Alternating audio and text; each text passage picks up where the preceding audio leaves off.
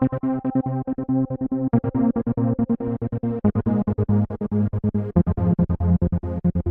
everyone, today I want to give you my top 5 list of the most mistreated aquarium fish. Please keep in mind this list is exclusive to just freshwater fish. I'm not saying that saltwater fish aren't mistreated.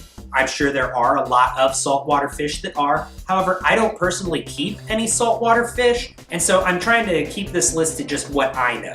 Also, please keep in mind, just because a fish is on this list doesn't mean that if you keep this fish, then you're mistreating it. There are lots of people who keep these fish and keep them correctly, but unfortunately, there's also people who keep them incorrectly, mistreat them, maybe even abuse them. And I just want to bring attention to those. So let's go ahead and get started. Number 5 on the list is guppies. A lot of people like to overstock their guppy tanks. A lot of people like to put males and females in a fish tank together and let them breed and breed and breed. Guppies like to breed a lot. And if you keep males and females together, they will breed.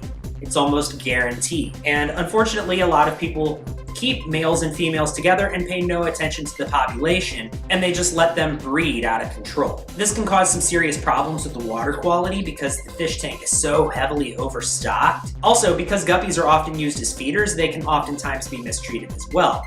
A lot of people get it in their head that if it's a feeder fish, then that makes it okay to give it a poor quality of life. And that just isn't true. Just because the fish is going to get eaten doesn't make it okay to abuse it or to deny it a quality of life while it's still alive. Number 4 on my list is the Oscar. It is such an adorable fish. When you see it at the pet store, it's maybe 2 or 3 inches long, and it has so much personality that people take it home and they put it in their 10-gallon or 20-gallon fish tank and think that it's going to be just fine in there because it's a small fish. But Oscars grow very quickly, and they get very large, upwards of 14 inches long. When people buy Oscars, they have a tendency to not consider the adult size of the Oscar, and they think, oh, I'll just move it into another tank when it gets bigger. But that bigger tank never comes. If you're going to buy a large growing fish like an Oscar, then you need to have a tank big enough for it at its adult size when you get it. It's also really not healthy to keep moving a fish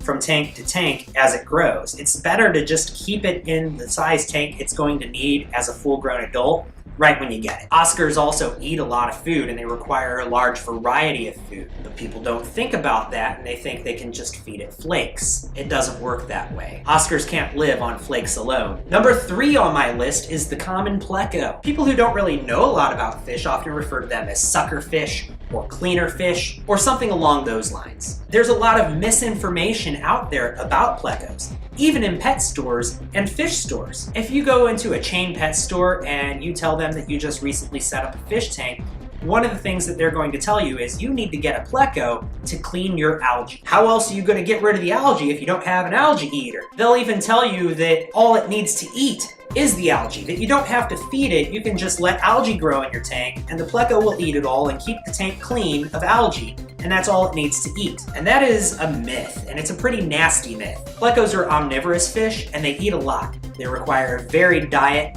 and a lot of food. They will eat algae, but they also need a variety of lots of other kinds of foods in order to live and be healthy. They like meaty foods, they like vegetables, they even like to munch on driftwood. Plecos also poop a lot. They are one of the messiest fish that you could keep in an aquarium. I find it kind of laughable when people refer to a pleco as a cleaner fish because it makes a lot more mess than it cleans up. And another reason why plecos are on this list is because, again, just like with the Oscar fish, people don't consider how big it's going to grow when they buy it. When you buy a common pleco, it could, again, just be a couple inches long, but it's going to grow to also 11, 12, even 14 inches long. There are some plecos that are even 2 feet long, and they're just massive. But people buy them as babies, and they put them in their 10-gallon fish tank thinking, oh, it's a small fish, it'll be fine. It's not going to be fine. It's going to turn into a monster, and it's going to outgrow that tank real fast. And unfortunately, because of how many people buy plecos without considering their adult size, there have been a bunch of plecos released into the wild and they have become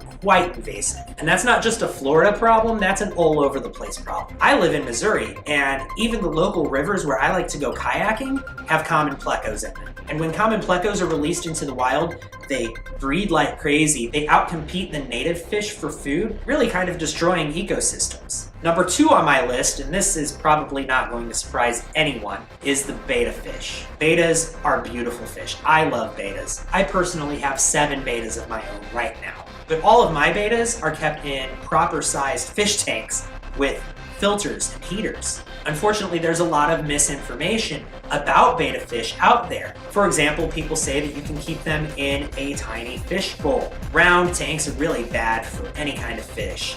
According to most care guides out there, betta fish require a bare minimum of 2.5 gallons of water, but it's preferred to have at least 5 gallons of water. So a tiny little fish bowl is not enough room. Bettas are also tropical fish, so chances are they're going to need a heater. They require temperatures between the high 70s and low 80s, so a heater is absolutely a must. And just because they have a labyrinth organ that allows them to go up to the surface and breathe air does not mean that they don't need a filter, because they absolutely do. Any fish is going to get sick if it's swimming around in dirty water. Bettas, just like any other fish, poop and create ammonia in the water, and that fish poop and that ammonia needs to be filtered out of the water. In the United States, chain pet stores keep bettas in little itty bitty cups just like this, and that's not enough room for any fish to swim around. It's literally just a cup with a little bit of water and a fish in it.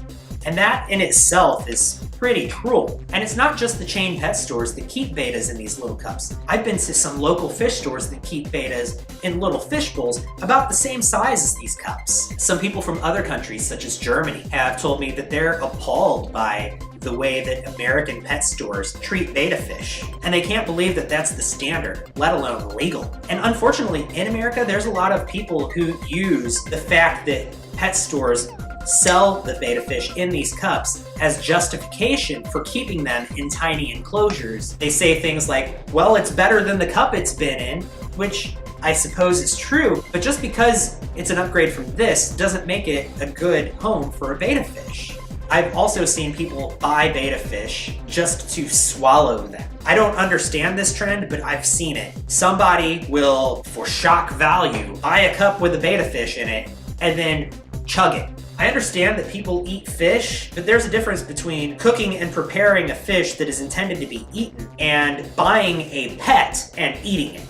And another thing about betta fish is that people like to fight them. They are called the Siamese fighting fish because they will fight with each other, especially the males. It's almost guaranteed that if you have 2 males together, they're going to fight. Unfortunately, there's people out there that think it's cool to put 2 bettas in a small tank together and watch them fight. I don't see that as cool. I don't think that's entertaining or fun. I think that's animal cruelty. I don't know, maybe that's just me. Maybe I've just got a soft spot for bettas. And lastly, number 1 on my list is the goldfish. Goldfish are, unfortunately, just like bettas, often kept in fish bowls with no filter. And a fish bowl is, again, not a good fish tank for any fish. It's too small for a goldfish.